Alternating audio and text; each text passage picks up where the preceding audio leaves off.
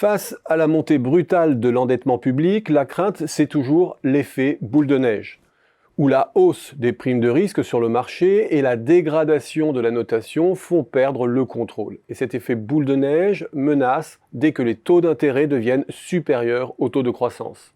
À ce moment-là, la charge d'intérêt risque de s'emballer, contraignant les pays à une austérité qui fait flancher la croissance et les piège dans un cercle vicieux. C'est un risque généralement minimisé aujourd'hui. Le régime de très faible taux, très faible inflation est durable. Pour grossir le trait, à l'extrême, au contexte de taux zéro répond celui d'une croissance potentielle zéro, ce qui tempère le risque d'emballement cumulatif. Mais il faut aussi le rappeler, cette épure des taux zéro, croissance zéro est excessivement simplificatrice.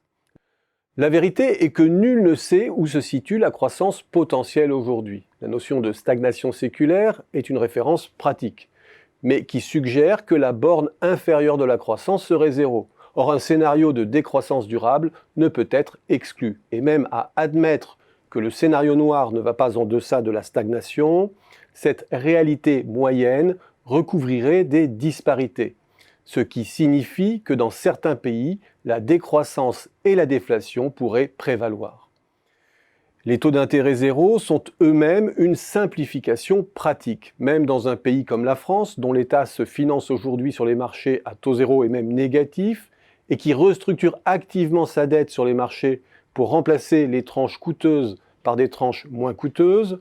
Le taux effectif de la dette publique est encore de 1,5%.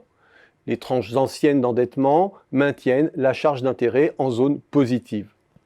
À cela, il faut ajouter la situation aggravée des pays du Sud qui subissent encore des spreads positifs par rapport aux meilleures signatures, même si ces derniers se sont considérablement réduits. Bref, les fondamentaux de la stabilisation de la dette ne sont pas si bien assurés que cela, même à court ou moyen terme.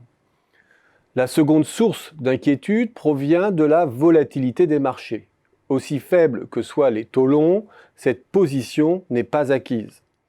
Les légères tensions observées sur les rendements américains depuis la fin de l'été, dans le sillage des élections, sont là pour le rappeler. Le rendement des T-bonds avait touché un point bas historique au début du mois d'août à 0,52%.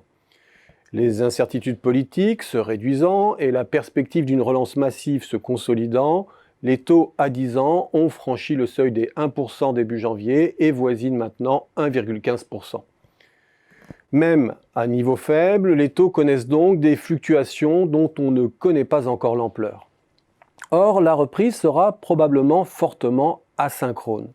Certaines régions dont les perspectives se redressent plus fortement que les autres vont attirer les capitaux et mettre en tension les marchés à échelle mondiale, pénalisant les pays les plus enlisés. Il ne faut pas pour autant surévaluer ce risque. Les variations de taux ne diffusent leurs effets sur le coût effectif de la dette que très graduellement, à la marge, au rythme de renouvellement du stock, produisant leur plein effet que sur un horizon de 8 à 10 ans. Par ailleurs, pour un pays comme la France, dont le coût effectif de la dette se situe encore entre 1 et 1,5%, il y a une marge de manœuvre. Une remontée des taux de marché vers 1,5% ne ferait que stabiliser le coût effectif et interrompre sa décrue actuelle. La troisième source de menace est certainement la plus probable, ce serait un changement de ligne de la Banque centrale. Cette dernière, dans l'urgence de la crise, a décidé d'acheter massivement des titres sur le marché secondaire de tous les pays sans discrimination et sans limite. Elle a de fait considérablement limité les spreads qui peuvent pénaliser les pays les plus endettés. Mais que se passera-t-il en sortie de crise ?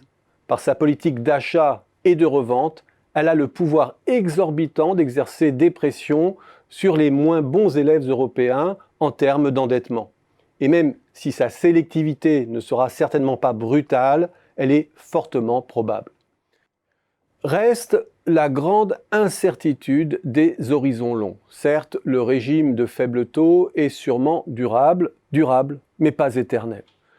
Pour expliquer la baisse des taux et la crise de 2008, les économistes Pierre-Olivier Gourinchas, Emmanuel Fary et Ricardo Caballero avaient mis en avant la pénurie de titres sans risque face à l'explosion des actifs financiers risqués à échelle mondiale. Et cette quête de rééquilibrage des portefeuilles des investisseurs en faveur des titres sans risque a accru le potentiel d'endettement des États. Mais ce rééquilibrage n'est pas sans fin. Il gorge les portefeuilles en actifs financiers à rendement nul, les liquidités et les obligations d'État, et la baisse concomitante des taux booste simultanément la valeur des actifs à revenus fixes.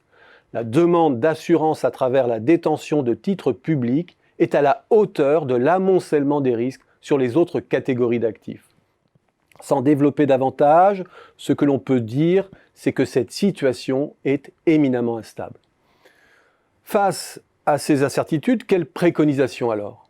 Adosser la dette facile à des investissements à haut rendement économique et social pour renforcer la croissance potentielle, car il en restera forcément quelque chose. Ceux qui ne le feront pas par prudence seront plus sûrement déclassés que ceux qui affronteront les désordres financiers de demain.